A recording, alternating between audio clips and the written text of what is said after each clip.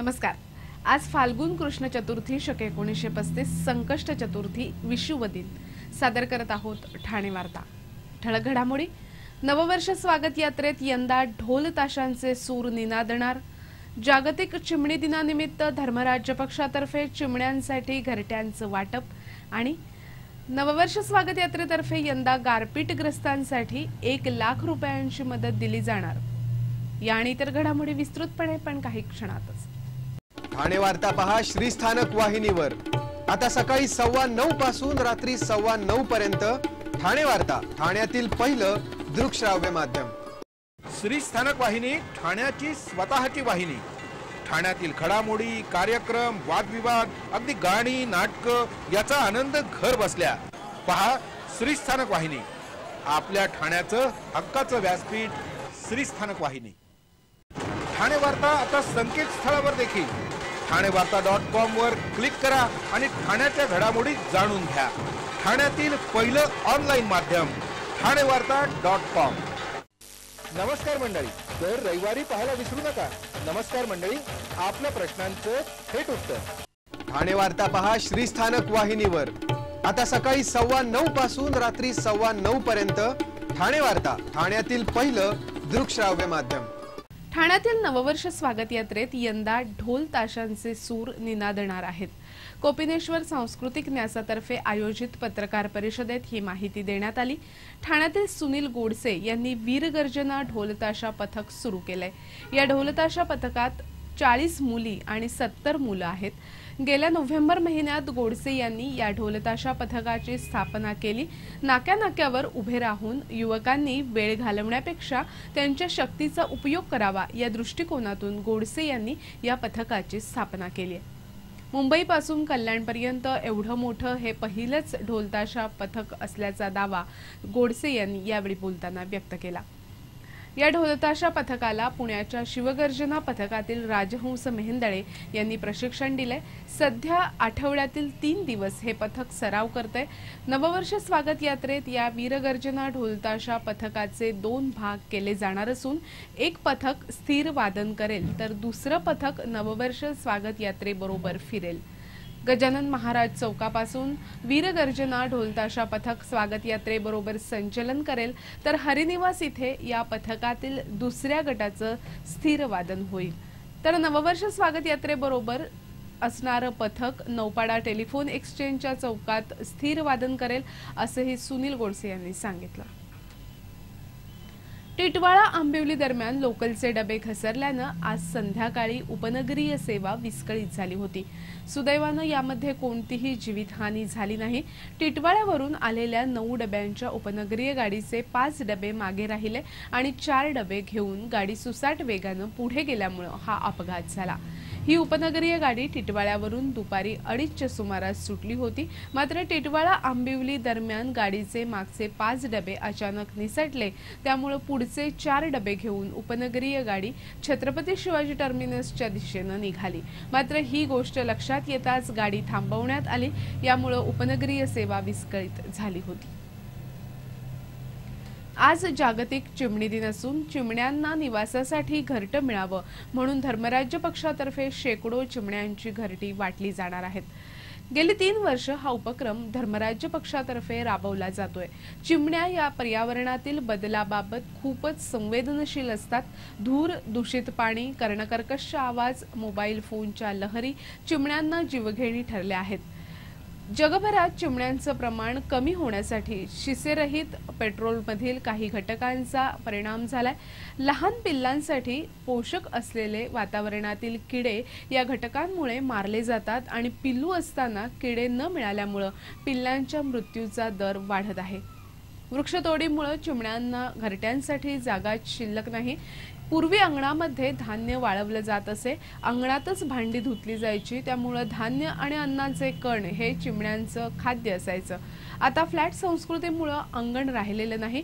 बाहेर कावळा, साप यांच्याशी सामना यामुळे चिमण्या कमी होत आहेत। गेल्या 10 वर्षात शहरी भागातील चिमण्यांची संख्या 50% पर्यंत तर ग्रामीण भागातील संख्या 30 ते 40% घसरली आहे। पर्यावरणाच्या संतुलनासाठी चिमणी हा निसर्गातील आवश्यक घटक आहे। यासाठी जागतिक चिमणी दिनाचं औचित्य साधून धर्मराज्य पक्षातर्फे ही चिमण्यांची घरटी वाटली जात आहेत। या घरट्यांमध्ये एका वाटीत धान्य आणि एका वाटीत पाणी ठेवल्यास चिमण्या हळूहळू नियमित येऊ लागतात। उन्हाळ्यात पाण्याअभावी चिमण्यांचा तडफडून मृत्यू होतो, तेव्हा शक्य तिथे पाण्याची भांडी ठेवून चिमण्यांना जीवदान द्या, असं आवाहन धर्मराज्य पक्षाच्या राजन राजे यांनी केलंय। लोकसभा निवडणुकीच्या तोंडावर सर्वच पक्षात आयाराम गयारामांचं राजकारण सुरू आहे। भिवंडी लोकसभा मतदारसंघात भारतीय जनता पक्षानं कपिल पाटील यांना उमेदवारी दिली आहे। कपिल पाटील यांनी राष्ट्रवादी काँग्रेसमधून भारतीय जनता पक्षात प्रवेश केलाय। ठाणे जिल्हा परिषदेचं अध्यक्षपदही त्यांनी भूषवलंय। काँग्रेसनं या मतदारसंघात विश्वनाथ पाटील यांना उमेदवारी दिली आहे। विश्वनाथ पाटील हे कुणबी सेनेचे प्रमुख होते। निवडणुकीपूर्वी काही महिने आधी त्यांनी काँग्रेसमध्ये प्रवेश केला। शिवसेनेचे योगेश पाटील यांनी काँग्रेसमध्ये प्रवेश केला आहे। कल्याण भिवंडी परिसरात त्यांनी शिवसेना वाढीसाठी प्रयत्न केला होता। त्यांना शिवसेनेकडून उमेदवारीची अपेक्षा होती। भारतीय जनता पक्षाकडूनही उमेदवारी मिळावी यासाठी त्यांनी प्रयत्न केले होते, पण कपिल पाटील यांच्या भारतीय जनता पक्षातील प्रवेशानंतर त्यांनी काँग्रेसमध्ये प्रवेश केला। ठाणे वार्ता पहा श्रीस्थानक वाहिनीवर। आता सकाळी 9:15 पासून रात्री 9:15 पर्यंत ठाणे वार्ता, ठाण्यातील पहिलं दृकश्राव्य माध्यम। आपला परिसर स्वच्छ आणि सुंदर ठेवण्यासाठी ठाणे महापालिकेत सहकार्य करा। ओला सुका कचरा वेगवेगळा जमा करा आणि रोगराईपासून मुक्तता मिळवा। श्रीस्थानक वाहिनी ठाण्याची स्वतःची वाहिनी। ठाण्यातील घडामोडी, कार्यक्रम, वादविवाद, अगदी गाणी, नाटक याचा आनंद घर बसल्या पहा श्रीस्थानक वाहिनी। आपल्या ठाण्याचं हक्काचं व्यासपीठ श्रीस्थानक वाहिनी। ठाणे वार्ता आता संकेतस्थळावर देखील ठाणेवार्ता.com वर क्लिक करा आणि ठाण्याच्या घडामोडी जाणून घ्या। ठाण्यातील पहिलं ऑनलाईन माध्यम ठाणेवार्ता.com। डॉक्टर आणि रुग्णांचं पिढ्यानपिढ्यांचं जिव्हाळ्याचं नातं म्हणजेच डॉक्टर बेडेकर हॉस्पिटल आता अत्याधुनिक सोयी सुविधा आणि तंत्रज्ञान युक्त वंध्यत्व निवारण केंद्रात IVF आणि टेस्ट ट्यूब बेबीची ही सुविधा। डॉक्टर बेडेकर हॉस्पिटल, महर्षी कर्वेपथ, ठाणे। 65 वर्षांची निरंतर सेवा। ठाणे वार्ता पहा श्रीस्थानक वाहिनीवर। आता सकाळी 9:15 पासून रात्री 9:15 पर्यंत ठाणे वार्ता, ठाण्यातील पहिलं दृकश्राव्य माध्यम। पालघर लोकसभा मतदारसंघातून काँग्रेसतर्फे राजेंद्र गावित यांना उमेदवारी जाहीर झाली आहे। पालघर लोकसभा मतदारसंघ हा अनुसूचित जाती जमातीसाठी राखीव मतदारसंघ आहे। 2009च्या निवडणुकीत डहाणू लोकसभा मतदारसंघाचं नामांतर पालघर लोकसभा मतदारसंघ असं झालं। या मतदारसंघात यापूर्वी अनेकदा काँग्रेस ग्रामीणचे अध्यक्ष दामू शिंगडा यांना उमेदवारी देण्यात आली होती। गेल्या निवडणुकीत हितेंद्र ठाकूर यांच्या बहुजन विकास आघाडीनं ही जागा काँग्रेसकडून खेचून आणली। या मतदारसंघात भारतीय जनता पक्षानं चिंतामण वनगा यांना उमेदवारी दिली आहे। चिंतामण वनगा यांनीही या मतदारसंघाचं 4 वेळा लोकसभेत प्रतिनिधित्व केलंय। गेल्या निवडणुकीत या मतदारसंघात तिरंगी लढत झाली। बहुजन विकास आघाडीचे बळीराम जाधव, भारतीय जनता पक्षाचे चिंतामण वनगा आणि काँग्रेसच्या दामू शिंगडा यांच्यात खरी लढत झाली। यामध्ये बळीराम जाधव यांनी जवळपास 30,000 मतांनी चिंतामण वनगा यांचा पराभव केला, तर शिंगडा 3ऱ्या क्रमांकावर फेकले गेले होते। या मतदारसंघाचं वैशिष्ट्य म्हणजे अगदी अखेरच्या क्षणी या मतदारसंघातील गणितं बदलतात। या निवडणुकीत भारतीय जनता पक्षातर्फे पुन्हा वनगा रिंगणात असून काँग्रेसनं राजेंद्र गावित यांना उमेदवारी दिली आहे। गावित हे आदिवासी असल्यामुळे बाजी मारतील असा काँग्रेसचा कयास आहे, तर विद्यमान खासदार बळीराम जाधव यांच्या मते मात्र गावित हे स्थानिक आदिवासी नाहीत। बहुजन विकास आघाडीनं अद्याप तरी आपल्या उमेदवाराचं नाव जाहीर केलेले नाही, पण बळीराम जाधव यांनाच पुन्हा उमेदवारी मिळण्याची शक्यता आहे। त्यामुळे या मतदारसंघातून कोण बाजी मारणार याकडे सर्वांचंच लक्ष लागून राहिले। नववर्ष स्वागत यात्रेत यंदा फटाक्यांची आतिषबाजी केली जाणार नसून यातून वाचलेला पैसा आणि कोपिनेश्वर न्यासातर्फे त्यात भर टाकून 1 लाख रुपयांची मदत गारपीटग्रस्तांना दिली जाणार आहे। कोपिनेश्वर सांस्कृतिक न्यासातर्फे 31 मार्चला नववर्ष स्वागत यात्रा काढली जाणार असून त्याच्या पूर्वतयारीची माहिती देण्यासाठी बोलावलेल्या एका पत्रकार परिषदेत न्यासातर्फे ही माहिती देण्यात आली।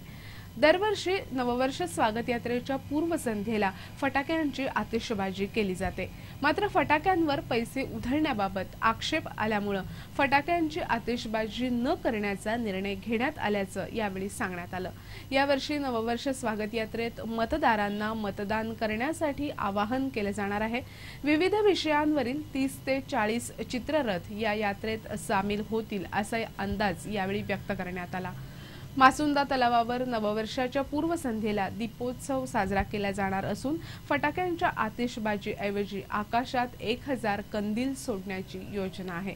मासुंदा तलावाच्या चारही बाजूने एकाच वेळी 25-25च्या गटाने हे कंदील सोडले जाणार आहेत।